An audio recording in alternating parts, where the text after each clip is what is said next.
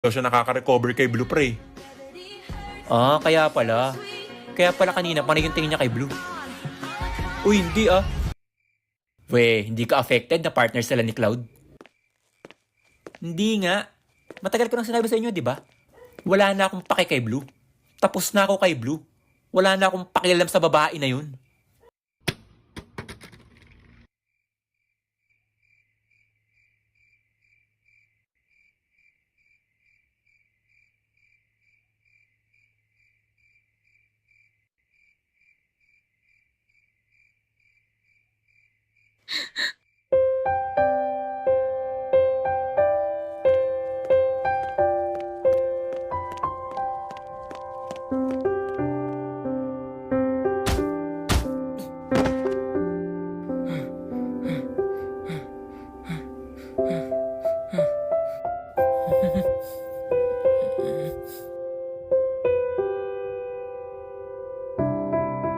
Ano bang problema mo?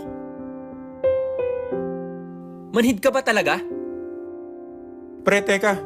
Pre, ano ba? Nagbibiruan lang tayo dito. Biro? O nananadya ka na lang? Bakit ba kasi sarili mo lang yung iniisip mo? Ano ba nangyayari sa'yo? Matuto ka din kasing makinig, pre. Sa tingin mo ba talagang ganong tao si Blue?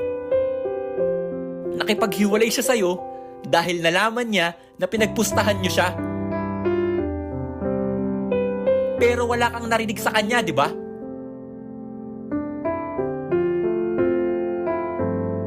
Kasi sa akin siya lumapit, pre. Sa akin siya nagtanong. Oo, tinutulungan ko siya. Kasi sinusubukan niyang ayusin kung anong dapat meron kayo.